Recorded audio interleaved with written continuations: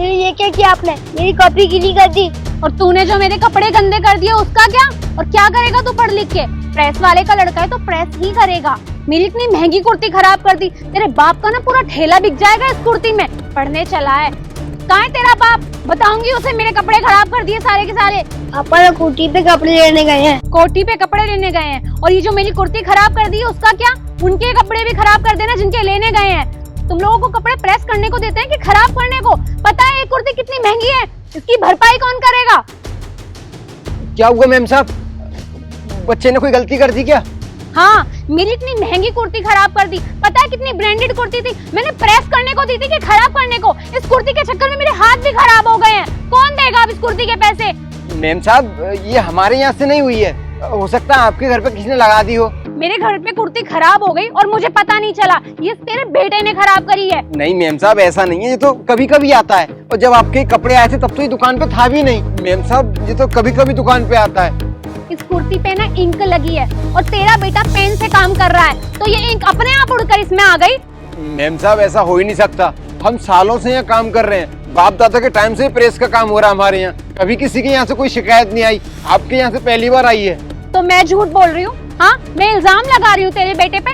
ये कुर्ती इसी ने खराब करी है। इस कुर्ती के पैसे तो मैं तुझसे लेकर आऊंगी, और हाँ तेरा ये सेक्रेटरी से कहकर ठेला बेटवाऊंगी। नहीं मैम साहब ऐसा मत करिए, हमारा यही रोजी रोटी है, अगर ये हट जाएगी तो हम कहाँ जाएंगे?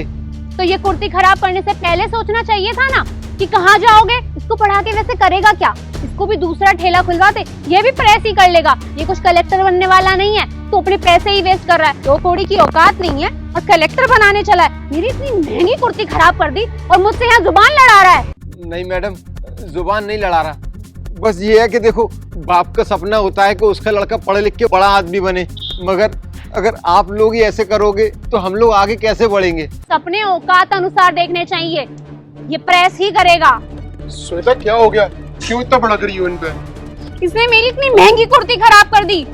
श्वेता तुमको पता भी है, जब तुमने कुर्ती वॉशिंग मशीन में डाली थी ना, गलती से तुमने मेरा पैंट भी डाल दिया था उसमें, और मेरे पैंट में पेन रखा हुआ था, तो इसकी वजह से उसकी इंक इसमें लग गई।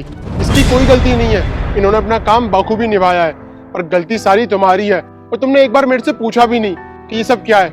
और तुम्हारी ना गुस्से करने की आदत की वजह से तुम सब कुछ भूल जाती हो, और तुमने डायरेक्ट आकर पता नहीं क्या कुछ कर दिया।